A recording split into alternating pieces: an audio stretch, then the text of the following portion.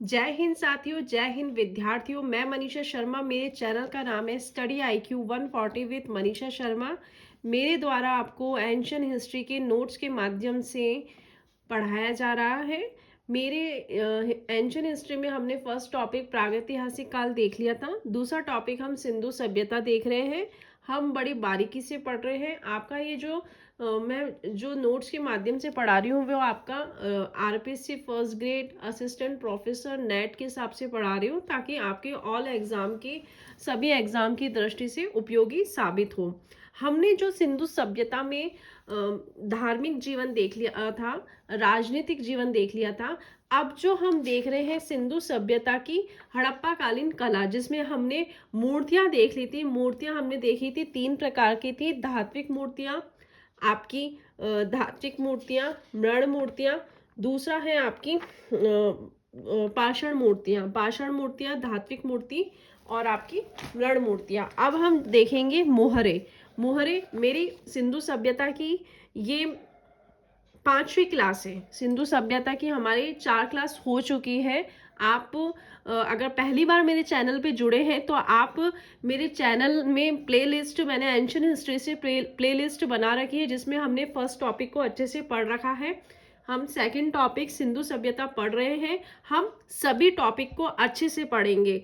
मेरी कोशिश यही रहेगी, मेरा प्रयास यही रहेगा कि मैं आपको कंप्लीट हिस्ट्री पढ़ाऊं। अभी हमने एंशियंट हिस्ट्री से शुरुआत करी है, ताकि आपको पूरा अच्छे से समझ में आ सके और आपके पास अच्छा मटेरियल कलेक्ट हो सके। आप जैसे जैसे मेरे चैनल के माध्यम से जुड़ते जाओ तो वैसे ही आप अपने नोट्स भी बनाते जाएं, ताकि आपको रिवीजन करने में आसानी हो। मोहरे। मोहरे हम देख रहे हैं, इसकी विशेषता है इनका उपयोग मुख्य रूप से व्यापारिक कार्यों, आयात और निर्यात की पहचान और सामग्री सुरक्षा में होता था। व्यापारिक कार्यों में करते थे। मोहरों पर लेख लिखे हैं, इनमें लिपि की जानकारी मिलती है। जो मोहरे हैं उससे उनमें लेख लिखे हैं और उनमें हमें लिपि की जानकारी मिलती है। सर्वाधिक सर्वाधिक मिले हैं ये जो लेख लिखे हुए मोहर है वो सर्वाधिक मिले हैं। मोहरों पे राज मुद्राक से हड़प्पा के चिन्ह बनाए गए हैं। राज मुद्राक से हड़प्पा के चिन्ह बनाए जाते थे। लोथल, कालीबंगा, मोहनजोदड़ो से प्राप्त हुए हैं। मैंने कहा ना आपको, पहले वाले वीडियो में मैंने कहा है, एक तो आपके हड़प्पा कालीन स्थल में कालीबंगा, मोहनजोदड़ो, हड़प्पा और लोथल, ये 4 स्थान तो बहुत ही इंपॉर्टेंट है। और ये चारों स्थान में से जो जो विशेषता है, जो जो मिले हैं, वो आपको अच्छे से याद होना चाहिए। इनमें से क्वेश्चंस पूछ लिए जाते हैं। तो ये जो मोहर मिली है वो आपकी लोथल से मिली है, कालीबंगा से मिली है और मोहनजोदड़ो से प्राप्त हुई है। मोहरों पर पशु, पक्षी, वनस्पति का चित्रण हुआ है। सर्वाधिक चित्रण पीपल का है। दूसरा है यूनिकॉर्न, बैल। सर्वाधिक जो चित्रण है वो पीपल का है। दूसरा है आपका यूनिकॉर्न का है। मोहरों का निर्माण आपके सेलखड़ी, सर्वाधिक सर्वाधिक सेलखड़ी से है। स्टेलेटाइट पत्थर, चट, गोमेद, कार्नेलियम, फायंस, क्वार्ट्स, गारा और कांच का चूरा। फायंस क्या होता है? जो क्वार्ट्स, गारा और कांच का जो चूरा होता है उससे बनता है। धातुओं में चांदी, और चांदी की जो मोहर मिली है वो आपकी मोहनजोदड़ो से मिली है, और तांबे की जो मोहर मिली है वो आपके देसलपुर और लोथल से मिली है। ये हम मोहरें देख रहे हैं। मोहरों का निर्माण आपके सेलखड़ी से सर्वाधिक मोहरें बनी हैं। स्टेलेटाइट पत्थर, चट, गोमेद, कॉर्नेलियम, फायंस जो होता है आपके क्वार्ट्स का गारा प्लस कांच के चूरे से बनती है। और धातुओं में आपकी चांदी, जो कि मोहनजोदड़ो से है, और तांबे की मोहर देसलपुर और लोथल से है। मोहर पर चौकोर प्रकार की आकार की जाती है, जिसमें सर्वाधिक वर्गाकार आकार की मोहरें थी। कुछ मोहरें बेलनाकार, गोलाकार की भी प्राप्त हुई है। अब इसमें क्वेश्चन कैसे बनता है? इसमें पूछते हैं हड़प्पा कालीन सभ्यता की जो मोहरें थी उनकी आकृति गोलाकार, बेलनाकार, चौकोर थी, हाँ थी, हमने देखा ना चौकोर जिसमें वर्गाकार आकृति की ज़्यादा थी, बेलनाकार भी थी और गोलाकार भी थी, लेकिन सर्वाधिक सर्वाधिक आपकी वर्गाकार आकृति की थी। मोहरों पे पॉलिश की जाती थी, ये भी इंपॉर्टेंट है, मोहरों पे पॉलिश की जाती थी। अब यूनिकॉर्न क्या है? एक श्रृंगी वृषभ है, एक श्रृंगी वृषभ है। अपन ने कहा है ना सर्वाधिक मोहर किसकी थी? पीपल की। दूसरी यूनिकॉर्न, यूनिकॉर्न क्या है? एक श्रृंगी वृषभ है, जिसका जिक्र रोमन और यूनानी साहित्य में हुआ है, रोमन और यूनानी साहित्य में हुआ है। काल्पनिक पशु है, पीपल देवता की सवारी माना जाता है, इसकी पीपल देवता की सवारी माना जाता है। यह मोहनजोदड़ो से प्राप्त यूनिकॉर्न है। ये भी कहाँ से मिला है? मोहनजोदड़ो। मोहनजोदड़ो तो बहुत ही इंपॉर्टेंट है, मोहनजोदड़ो से प्राप्त यूनिकॉर्न है। ये 1.15 सेंटीमीटर का है। इसमें 8 चिन्ह हड़प्पा लिपि में है, 8 चिन्ह मिले हैं जो कि हड़प्पा लिपि में है। एक यूनिकॉर्न हड़प्पा से भी मिली है, मतलब एक मोहनजोदड़ो से मिला है और एक आपके हड़प्पा से मिला है, जिसपे 13 चिन्ह है। देखो मोहनजोदड़ो से जो यूनिकॉर्न मिला है उसमें 8 चिन्ह है, और जो हड़प्पा से मिला है, हड़प्पा से मिला है उसमें आपके 13 चिन्ह मिले हैं। ये क्या है? सर्वाधिक मोहरे, इन सर्वाधिक मोहरों में चित्रण इनके ही है, यूनिकॉर्न के हैं और पीपल के। सर्वाधिक तो पीपल के हैं और फिर सेकंड नंबर पे आपके यूनिकॉर्न के हैं। यूनिकॉर्न क्या है? एक श्रृंगी वृषभ है, जिसका जिक्र रोमन यूनानी साहित्य में हुआ है। काल्पनिक पशु है, पीपल देवता की सवारी माना जाता है। यह मोहनजोदड़ो से प्राप्त यूनिकॉर्न है। इसमें 1.25 सेंटीमीटर का है। यह 8 चिन्ह हड़प्पा लिपि में है। एक यूनिकॉर्न हड़प्पा से भी मिली है, जिसपे 13 चिन्ह मिले हैं। अब है मुख्य मोहरे, मतलब मुख्य मोहरे क्या है? आपके 68% मोहरे आपके मोहनजोदड़ो से प्राप्त हुई है। मैंने कहा ना मोहनजोदड़ो से सर्वाधिक प्राप्त हुई है। फिर 19% आपके हड़प्पा से, 13% आपके अन्य सभी स्थानों से प्राप्त हुई है। बेलनाकार मोहर वृषभ, मोहनजोदड़ो व कालीबंगा से मिली है। बेलनाकार मोहर जिसमें आपके वृषभ बना हुआ है वो मोहनजोदड़ो और कालीबंगा से मिली है। पशुपति शिव मोहर मोहनजोदड़ो से प्राप्त हुई है। पशुपति शिव आपके मोहनजोदड़ो से प्राप्त हुई है। 3 घड़ियाल और 2 मछलियां चंद्रहुदड़ो से प्राप्त हुई है। गरुड़ और 2 सांप आपके हड़प्पा से प्राप्त हुई है। नाव की आकृति की मुहरें आपके लोथल और मोहनजोदड़ो से मिली है। बीज बोने का यंत्र आपके लोथल से मिला है। नरसिंह मोहनजोदड़ो से मिला है।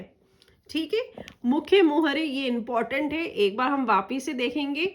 68% मोहरें आपके मोहनजोदड़ो से प्राप्त हुई है। 19% मोहरें आपके हड़प्पा से प्राप्त हुई है। 13% मोहरें आपके अन्य स्थानों से प्राप्त हुई है। बेलनाकार मोहर जो है जिसमें वृषभ की आकृति बनी है वो आपके मोहनजोदड़ो और कालीबंगा से मिली है। पशुपति शिव की मोहर आपकी, पशुपति का चित्र मिला है ना अपन को, तो वो मोहनजोदड़ो से ही प्राप्त है। 3 घड़ियाल और 2 मछलियां आपके चंद्रहुदड़ो से मिला है। गरुड़ और 2 सांप, गरुड़ और 2 सांप भी आपके हड़प्पा से प्राप्त हुआ है। नाव की आकृति की मुहरें भी आपके लोथल और मोहनजोदड़ो से मिली है। बीज बोने का यंत्र आपके लोथल से मिला है। नरसिंह मोहनजोदड़ो से मिला है। नोट: सिंह, ऊंट, गाय, घोड़ा का मोहरों पर चित्रांकन नहीं था।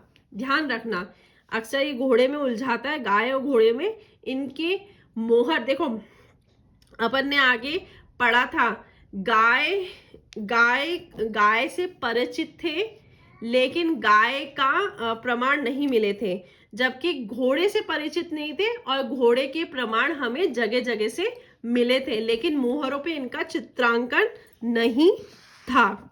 अब है तीसरा मृद भांड। मृद भांड देखेंगे, ये मृद भांड देखेंगे हम। पहला हमने मूर्तियां देखा, दूसरा हमने मोहर देखा, तीसरा अब देखेंगे हम मृद भांड। ये हड़प्पा कालीन कला है। हाथ से निर्मित थे, चौक से निर्मित थे। हाथ से निर्मित, चौक से निर्मित सर्वाधिक थे। BRW ब्लैक रैट वेयर, काले वह लाल रंग मृद भांड सर्वाधिक मिले हैं। ये आपके स्टेटमेंट वाले क्वेश्चन में पूछ लिया जाता है। BRW वाले जो मृद भांड है वो कौन से काल के? वो आपके हैं हड़प्पा काल के। ब्लैक रैट BRW काले वह लाल रंग मृद भांड सर्वाधिक मिले हैं। इनके ऊपर ज्यामितीय चित्र, इनके ऊपर जो थे ज्यामितीय चित्र, त्रिभुज, वर्ग, धन, आयत, वृत्त तथा प्राकृतिक चित्र। ज्यामितीय चित्र मतलब आपके ज्यामितीय चित्र भी मिले हैं और प्राकृतिक चित्र जिसमें आपके पशु, पक्षी, वनस्पति है। पशु, पक्षी, वनस्पति और मानव का चित्रण है जो नगण्य, नग्न तथा कुछ लिपि का चित्रण भी है। देखो ये कहना चाह रहे हैं जो मृद भांड मिले हैं ना, उसमें एक तो ज्यामितीय चित्र भी मिले हैं। ज्यामिति में आपके त्रिभुज, वर्ग, धन, आयत, वृत्त आ गया। प्राकृतिक चित्र जिसमें पशु, पक्षी, वनस्पति आ गई। मानव का चित्रण जिसमें मानव नग्न अवस्था में मिला है। फिर है कुछ लिपि का चित्रण भी है। और हड़प्पा कालीन जो मृद भांड है वो आपके BRW मतलब काले वह लाल रंग मृद भांड मिले हैं। ये हाथ से भी निर्मित थे, ये चौक से भी निर्मित थे। ठीक है साथियों, बहुरंगी अलंकरण का अभाव था। बहुरंगी मतलब इसमें आपके ब्लैक एंड रेड कलर का ही मतलब दूसरे रंगों का अभाव था। अपवाद, बलूचिस्तान में दूसरे रंग भी मिले हैं, ये अपवाद है। ठीक है साथियों, अब प्रमुख मृद भांड देखेंगे। दूध पिलाती हुई हिरणी, मछुआरा, ये हड़प्पा से मिला है। दूध पिलाती हुई हिरणी वह मछुआरा हड़प्पा से मिला।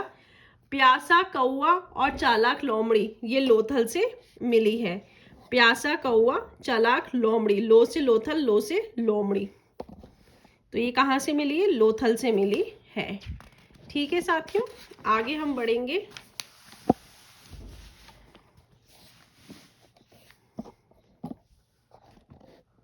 पंचतत्व की कहानी, चालाक लोमड़ी और प्यासा कौआ, ये लोथल से मिली है।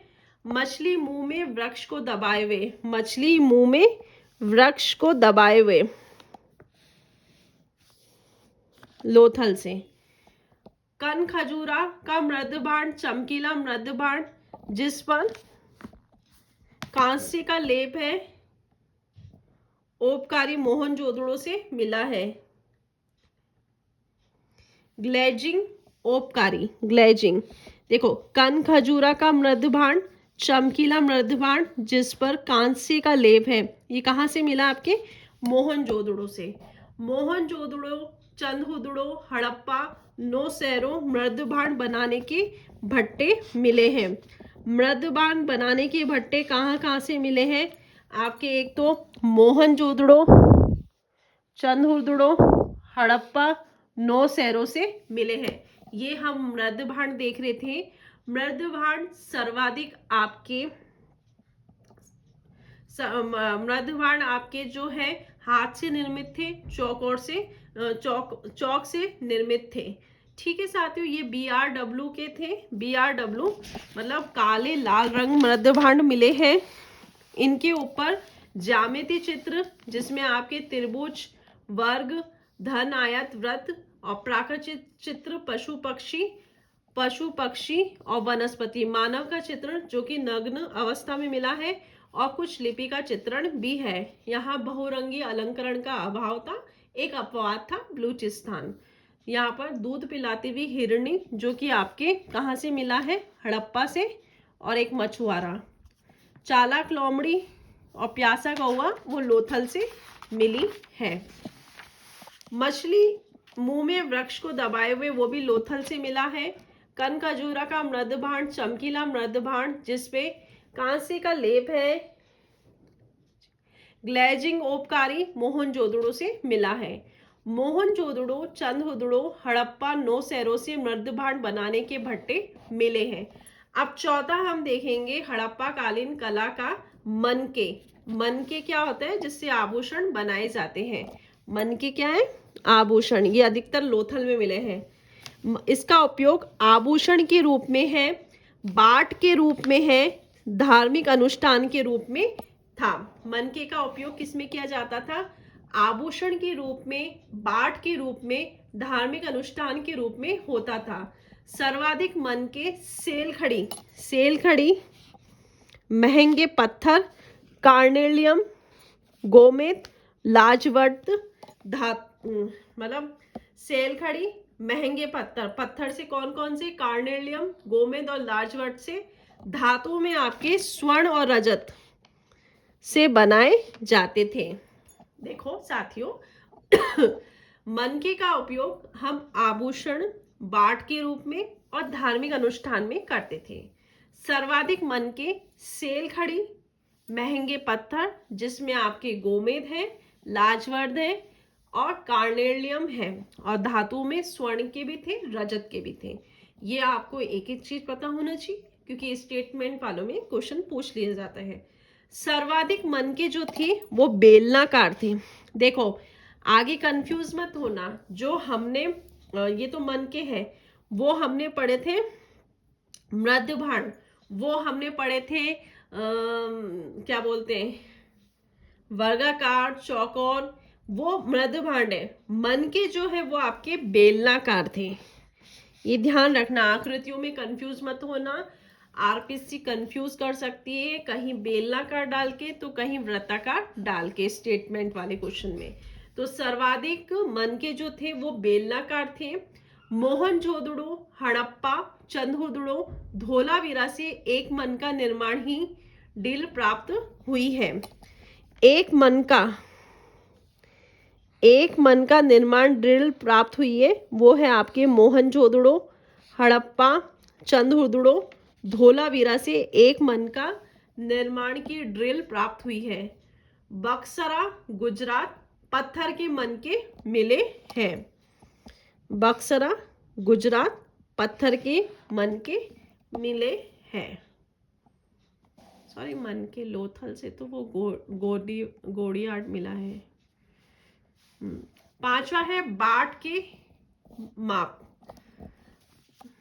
बाट के माप, मानकीकृत पैमाने हेतु बाट का उपयोग हड़प्पा सभ्यता में होता था माप तोल के लिए। बाट आज भी हम काम में लेते हैं कहीं कहीं माप तोल के लिए। बाट का निर्माण सफेद चट पत्थर से किया जाता था। इसका आकार धनाकार, इनकी आकृति आपको पता होना चाहिए। मन के आपके बेलनाकार है, मृदभांड आपके ज्यामिति, मतलब आपके ज्यामिति आकृति के भी है, प्राकृतिक आकृति के भी है और आपके मानव आकृति के भी थे।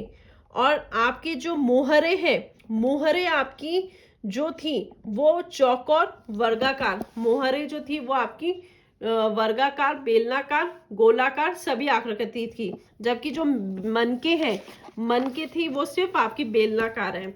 और बाट के माप आपके जो है वो धनाकार है, क्यूब जैसे, जिसे चैलसीडन, सेलखड़ी, चूना पत्थर, लाइमस्टोन से बने होते थे। ये जो बाट है वो आपके चैलसीडन, सेलखड़ी और चूना पत्थर से बने होते थे। कम भार वाले, अधिक भार वाले बाट होते थे 1:4, 4:8, ये 1, 4, 8, 16, 32, 160। अधिक भार वाले, ये कम भार वाले और अधिक भार वाले दोनों थे। अधिक भार वाले 160 और 320। सर्वाधिक बाट 16 के पैमाने के हैं। वर्तमान आपको ये 13.625 ग्राम का है।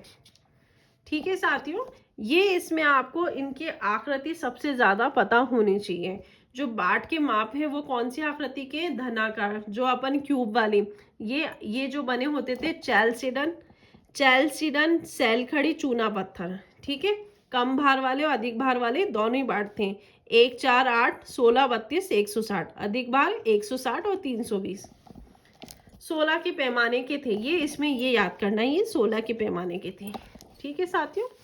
अब इसमें स्केल, राख के जो बाट मिले हैं,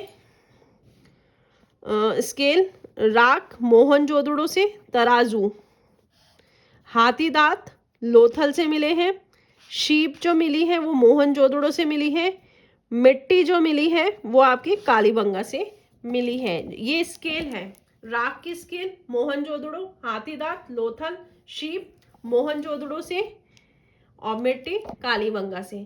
अब छठा हम देखेंगे आभूषण। आभूषण आ जाए, ये कला पढ़ रहे हैं हड़प्पा कालीन की। आभूषण, स्त्री और पुरुष दोनों आभूषण प्रेमी थे। उत्कृष्ट शैली के, यहाँ पर सोना, चांदी, पत्थर, सेलखड़ी से बने। देखो सोने का भी उपयोग किया है, मतलब हड़प्पा कालीन सभ्यता के लोगों ने। सोना, चांदी, पत्थर, सेलखड़ी से है। कर्णफूल, टीका, चूड़ियां, अंगूठियां, ताबीज, कगरनी, ये सब प्राप्त पहनते थे। इसमें इंपॉर्टेंट ये है सोना, चांदी, पत्थर और सेलखड़ी। क्षेत्र, प्राप्ति क्षेत्र हड़प्पा, मोहनजोदड़ो, अलाहदीनियो, मांडी, आभूषण के भंडार मिले हैं।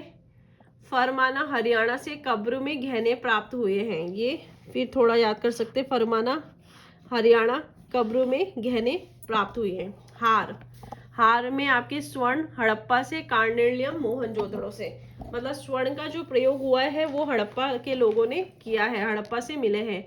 मिट्टी की चूड़ियां आभूषणों में सर्वाधिक थी। मिट्टी की चूड़ियां आभूषणों में सर्वाधिक थी। अब सातवां है लिपि। सर्वप्रथम कनिंगम को लिपि के प्रमाण मिले हैं। लिपि के प्रमाण किसको मिले हैं? कनिंगम को। इसे पढ़ने का प्रयास सर्वप्रथम बैडल ने किया है। इसे सुमेरी लिपि के करीब बताया है। कौन सी लिपि? सुमेरी लिपि के करीब बताया है। लैग्डेन सिडनी स्मिथ संस्कृत से, मतलब लैग्डेन सिडनी स्मिथ इसको संस्कृत से बताया है। महादेवन कंप्यूटर से द्रविड़। रंगनाथन राव ने इसे सेमेटिक लिपि का बताया है। प्राणनाथ राव ने इसे ब्राह्मी लिपि बताया है। हंटर ने इसे वैज्ञानिक विधि से प्रयास किया है। देखो साथियों, सर्वप्रथम कनिंगम को लिपि के प्रमाण मिले हैं। इसे पढ़ने का प्रयास सर्वप्रथम बैडल ने 1926 में किया है। इसे सुमेरी लिपि के करीब बताया है। अलग अलग जो इतिहासकार हुए हैं, लैग्डेन और सिडनी स्मिथ ने इसे संस्कृत से बताया है। महादेवन ने कंप्यूटर से द्रविड़ लिपि से बताया है। रंगनाथ राव ने इसे सेमेटिक लिपि, प्राणनाथ राव ने इसे ब्राह्मी लिपि से प्रयास किया है। हंटर ने इसे वैज्ञानिक विधि से प्रयास किया है। सभी प्रयास असफल रहे क्योंकि द्विभाषिक लेख का अभाव था। ये सभी प्रयास असफल इसलिए रहे क्योंकि इसमें द्विभाषिक लेख का अभाव था। बड़े लेख का अभाव था। सबसे बड़ा लेख लिपिपट धोलावीरा से, जिसमें 26 शब्द थे। बड़े लेख का अभाव था। सबसे बड़ा लेख लिपिपट धोलावीरा से, जिसमें 26 शब्द है। चित्रों के भाव समझना मुमकिन नहीं है। इन लिपि को पढ़ना असफल इसलिए रहा है क्योंकि द्विभाषिक लेख का अभाव था, बड़े लेख का अभाव था। सबसे बड़े लेख लिपिपट जो धोलावीरा से प्राप्त हुआ है उसमें 26 शब्द है। चित्रों के भाव को समझना मुमकिन था।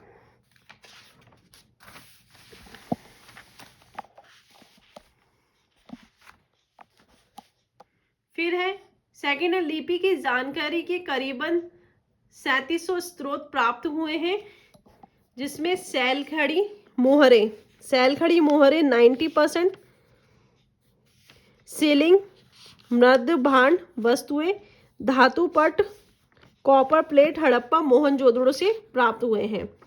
ये 3700 स्रोत जो प्राप्त हुए हैं 50% आपके मोहनजोदड़ो से, 37% आपके हड़प्पा से।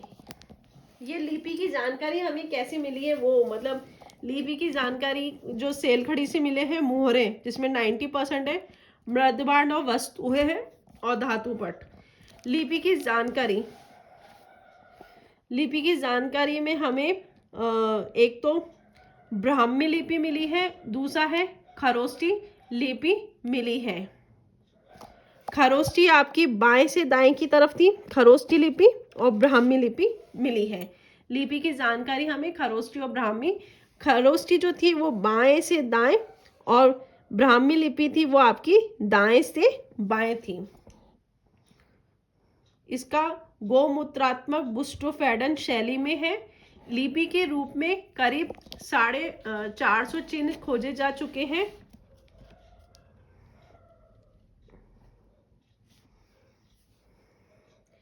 ये भाव चित्रात्मक विधि है जिसमें वी, जार और मछली, सर्वाधिक मछली के हैं, वी जार के हैं सर्वाधिक चित्र। साढ़े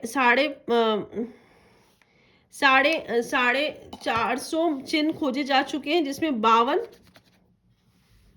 पढ़े जा चुके हैं। वी जार के हैं मछली, 52 को समझ पाए हैं। वी जार मछली के और सर्वाधिक चित्र है। ये भाव चित्रात्मक लिपि थी। देखो लिपि की जानकारी हमें मिलती है एक तो खरोष्टी से और एक ब्राह्मी लिपि से। खरोष्टी आपकी बाएं से दाएं लिखी गई और ब्राह्मी आपकी दाएं से बाएं। ये बुस्टोफेडन शैली में थी। लिपि की करीब में 450 चिन्ह खोजे जा चुके हैं जिसमें सर्वाधिक जो चित्र थे वो मछली के थे। फिर अब है हड़प्पा सभ्यता का पतन कैसे हुआ। इसमें से पतन में से भी क्वेश्चन पूछ लिए जाते हैं, ये भी इंपॉर्टेंट है। हड़प्पा सभ्यता का पतन, विभिन्न नगरों के पतन का काल भिन्न रहा है तथा कुछ नगर अकस्मात उजड़े। बनावली और कालीबंगा तो कुछ नगर क्रमिक रूप से को प्राप्त हुए। अकस्मात तो उजड़े, बनावली तो और कालीबंगा तो एकदम से उजड़ गए थे।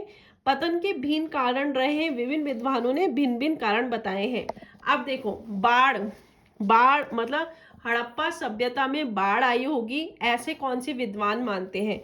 मार्शल कहते हैं मोहनजोदड़ो में 7 बार बाढ़ आई होगी। किसने कहा है? मार्शल ने। क्या कहा है? मोहनजोदड़ो में 7 बार बाढ़ आई होगी। SR राव ने कहा है, SR राव ने कहा है लोथल भगत राव में बाढ़ आई होगी। लोथल, मार्शल तो मोहनजोदड़ो में बता रहा है जबकि SR ने लोथल भगत राव में बाढ़ आई होगी। कहाँ पे? लोथल भगत राव में। मैके ने कहा है चंदहुदड़ो में आई होगी। देखो बाढ़ के बारे में अलग अलग विद्वान अलग अलग जगह बता रहे हैं। मार्शल तो कहता है मोहनजोदड़ो में 7 बार बाढ़ आई होगी।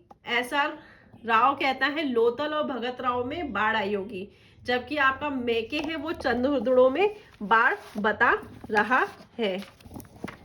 कुछ नगरों का पतन बाढ़ से हुआ होगा, मगर अधिकांश बाढ़ों के प्रभाव में नहीं थे। और ये सर्वमान्य मत है, जो बाढ़ वाला है वो सर्वमान्य मत है। ठीक है। अब दूसरा है हड़प्पा सभ्यता का पतन का दूसरा कारण है आर्यों के आक्रमण। इसके प्रतिपादक है RP चंद्रा। सर्वप्रथम इन्होंने कहा है कि आर्यों का आक्रमण हुआ, इसलिए ये सभ्यता का पतन हो गया। दूसरा है गार्डन चाइल्ड ने भी यही कहा, M व्हीलर ने भी यही कहा, स्टुअर्ट पिगट ने भी यही कहा कि आर्यों का आक्रमण हुआ होगा, इस कारण से हड़प्पा सभ्यता का पतन हुआ। अब समर्थन के साक्ष्य क्या है? समर्थन के साक्ष्य ये थे, इंद्र को पुरंदर इसलिए कहा गया, इसमें हड़प्पा सभ्यता को गढ़ी क्षेत्र पुर का संहार किया है। इसके साक्ष्य क्या क्या है? इंद्र को पुरंदर इसलिए कहा है, इसमें हड़प्पा सभ्यता के गढ़ी क्षेत्र का संहार किया है। हरयूपिया युद्ध का प्रमाण वेदों में व्हीलर के अनुसार हरयूपिया हड़प्पा को बताया है। मतलब हड़प्पा का नाम आपके वेदों में मिलता है, ऋग्वेद में इसका उल्लेख है हड़प्पा सभ्यता का। इसका साक्ष्य मिला है, मतलब आर्यों के आक्रमण हुए हैं, इसके साक्ष्य आपके, इसके समर्थन के साक्ष्य मिले हैं। हरयूपिया युद्ध का प्रमाण वेदों में व्हीलर के अनुसार हरयूपिया हड़प्पा को बताया है। हड़प्पा नाम ऋग्वेद में कई पूर्व के नाम शारदी, अश्वमय, आमा इत्यादि नाम मिले हैं। ऋग्वेद में इसका उल्लेख हुआ है, मतलब आर्यों का आक्रमण हुआ होगा। इसके साक्ष्य हमें ऋग्वेद में मिलते हैं। एक तो हरियूपिया युद्ध का प्रमाण, दूसरा कई पुरों के नाम मिले हैं जिसमें शारदी, अश्मयी, आमा इत्यादि। सेमेंट्री एस से प्राप्त 37 भारत और पाकिस्तान नर्स मिले हैं। सेमेंट्री एस से प्राप्त 37 भारत और 5 पाकिस्तान से नर मिले हैं। अब ये सेमेंट्री क्या है? सेमेंट्री एच क्या है? एच मतलब हड़प्पा। हड़प्पा से प्राप्त एक कब्र है। नर कंकाल मिले हैं जो युद्ध का प्रमाण है। सेमेंट्री एच क्या है? सेमेंट्री एच से प्राप्त 37 भारत और 5 पाकिस्तान नर कंकाल प्राप्त हुए जो युद्ध का प्रमाण देते हैं। मतलब यहाँ पे आर्यों का आक्रमण हुआ होगा जिसके कारण ये सभ्यता का पतन हुआ है। फिर है सेमेंट्री एच, हड़प्पा से प्राप्त एक कब्र है। ऐसी कब्रें मोहनजोदड़ो से लेके पश्चिम उत्तर प्रदेश वह स्वात तक प्राप्त हुई है, इसलिए इस पूरे क्षेत्र को सेमेंट्री एच संस्कृति कहा जाता है। मतलब ये कहाँ है? मोहनजोदड़ो से लेकर पश्चिम उत्तर प्रदेश व स्वात तक प्राप्त हुई है। सेमेंट्री एच से 42 कंकाल मिले हैं। ये इंपॉर्टेंट है। कितने कंकाल? 42 कंकाल। इनके बीच युद्ध हुआ होगा। सेमेंट्री एच से 37 कंकाल समान रूप से मिले हैं और 5 अलग प्रकार के हैं। जो 37 कंकाल मिले हैं वो आपके भारत से और 5 जो है वो आपके पाकिस्तान से मिले हैं। 37 कंकाल मोहनजोदड़ो क्षेत्र से मिले हैं, इसके अलावा 5 और कंकाल भी मोहनजोदड़ो से प्राप्त हुए हैं। टोटल 42 कंकाल तंत्र का खंडन किया है। मतलब इनका कहने का मतलब ये है, ये जो कंकाल मिले हैं इनका ये है कि हड़प्पा सभ्यता का पतन, जिसमें एक कारण आर्यों का आक्रमण हुआ होगा जिसके कारण नर कंकाल मिले हैं। युद्ध हुआ होगा जिसकी वजह से यहाँ पर मानव कंकाल मिले हैं, जिसमें 42 कंकाल तंत्र का खंडन किया है। कैनेडी, पीवी काणे, बीबी लाल, मिंडो जॉर्ज, डैंस ने आर्य आक्रमण के मत को खारिज किया है। कैनेडी, पीवी काणे, ये एक आपके नेट के लेवल का पूछ लिया जाता है। आर्यों के आक्रमण का खंडन किसने किया, उनका नाम में ये पूछ सकते हैं। फर्स्ट ग्रेड में तो आपसे ये पूछ सकते हैं सेमेंट्री एच क्या है? 37 कंकाल जो एक ही समान थे और 5 अलग अलग प्रकार के, कुल मिला के 42 कंकाल का खंडन किया है। ये सेमेंट्री एच क्या है ये आपको पता चल गया। मतलब इससे आर्यों के आक्रमण के बारे में पता चलता है। कैनेडी क्या कहते हैं? कैनेडी कहते हैं नर कंकाल महामारी के कारण है, ना कि युद्ध के कारण। कैनेडी कहते हैं ये जो नर कंकाल मिले हैं वो महामारी के कारण मिले हैं, ना कि युद्ध के कारण। डेल्स क्या कहते हैं? एक ही व्यक्ति के घाव है, एनीमिया रोग से मृत्यु हुई होगी। एक ही व्यक्ति के घाव है जो एनीमिया से। ठीक है। पहला है बाढ़। बाढ़ में आपके मार्शल एसआर राव और मेके बताता है। दूसरा है आपके आर्यों का आक्रमण हुआ होगा। आर्यों के आक्रमण में हमने मानव कंकाल देखे हैं। अब तीसरा है भूतात्विक परिवर्तन। हड़प्पा कालीन सभ्यता का पतन कैसे हुआ होगा इसके बारे में हम देख रहे हैं। इसमें से भी क्वेश्चन एक पूछ लिया जाता है, पिछले फर्स्ट ग्रेड में पूछ लिया गया है। भूतात्विक परिवर्तन मतलब जलप्लावन, भूकंप, दरार। धरातल के आंतरिक भागों में आए परिवर्तनों के परिणाम स्वरूप बाहरी भागों में प्राकृतिक आपदाएं आई है, इससे सभ्यता नष्ट हुई है। M.R. साहनी द्वारा कथन दिया गया है। डेल्स क्या कहते हैं? तटीय क्षेत्रों में उठाव होता है, हवाओं द्वारा नदी के मुहानों का अवरुद्ध किया होगा, नदी तल से अवसाद जम गए। मतलब भूतात्विक परिवर्तन किस किसने कहा है? आपके M.R. साहनी ने कहा है, डेल्स ने कहा है। ये आपको याद होना चाहिए। नदी तल में अवसाद जम गए। उक्त कारणों के जल प्लावन से कई बंदरगाह नगर सुत कांगेडोर, बालाकोट का अवसाद हुआ है। अब है राइक्स। सेहनवाल मोहनजोदड़ो के निकट भूकंप केंद्र विवर्तनिका हलचल रहा होगा। राइक्स भूकंप के झटके। मोहनजोदड़ो और कालीबंगा से वलित चट्टानें प्राप्त होना। मोहनजोदड़ो में प्राकृतिक बांध बन गया, इसके कारण सिंधु नदी का जल सागर तक नहीं पहुंच पाया। मतलब ये कहना चाह रहा है कि मोहनजोदड़ो में प्राकृतिक बांध बन जाने के कारण सिंधु क्षेत्र में जल नहीं मिलने के कारण वहां पर पानी की कमी की वजह से नदी का जल सागर तक नहीं पहुंच पाया। इस कारण मोहनजोदड़ो विशाल झील में तब्दील हुआ, जिसके कीचड़ के अवशेष मोहनजोदड़ो की सुरक्षा प्राचीर से प्राप्त होते हैं। इस मत का खंडन एस.टी. लैम्बिक ने किया। राइक्स के बारे में सेहनवाल ने बताया है। आपके भूतात्विक परिवर्तन जिसमें एम.आर. साहनी डेल्स ने बताया है। अन्य मत है नदियों के रास्ते बदलने के कारण बाढ़ और सूखा। नदियों के रास्ते बदलने के कारण एस.टी. लैम्बिक मोहनजोदड़ो कालीबंगा हड़प्पा का उदाहरण है। नदियों के रास्ते बदलने के कारण में बोला है एस.टी. लैम्बिक, एम.एस. वस और डेल्स ने बताया है। जलवायु परिवर्तन के कारण बी.बी. लाल, आर.एल. स्टाइन, ए घोष, गुरदीप सिंह ने बताया जलवायु परिवर्तन के। इसमें आपके सिर्फ रीजन पूछते हैं और कौन सा इतिहासकार है उनका नाम पूछते हैं, इतना वर्णन से नहीं पूछा जाता है क्वेश्चन। जलवायु परिवर्तन के कारण आपके बी.बी. लाल, स्टाइन ने, ए घोष, गुरदीप सिंह ने बताया। पारिस्थितिक असंतुलन, फेयर सर्विस, बी.के. थापड़ ने बताया। जनसंख्या दबाव, डब्ल्यू.एफ. अल्ब्राइट, हड़प्पा सभ्यता का व्यापार कमजोर हो गया था। शिरीन रत्नाकर के अनुसार मेसोपोटामिया से लाजवर्ड मणि का व्यापार कम हुआ। दीर्घकालीन सूखा आपके डी.पी. अग्रवाल ने बताया है और शूद्र ने बताया है।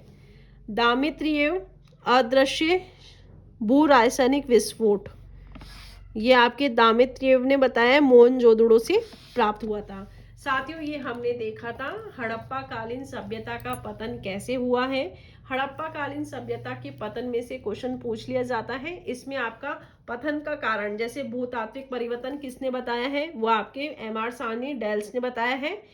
आपके पारिस्थितिक असंतुलन, फेयर सर्विस, इसमें आपके भूतात्विक मतलब आपके पतन के कारण और इतिहासकारों के नाम के क्वेश्चन पूछ लिए जाता है। ये हमारा आज इसी के साथ सिंधु सभ्यता का टॉपिक पूरा खत्म होता है। नेक्स्ट हम नया टॉपिक पढ़ेंगे। आप मेरे चैनल पे जुड़े रहिए स्टडी IQ 140 पे।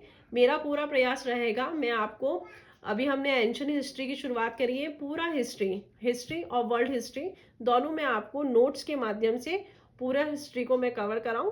तो आप मेरे साथ जुड़े रहिए। जय हिंद साथियों, जय हिंद विद्यार्थियों, धन्यवाद।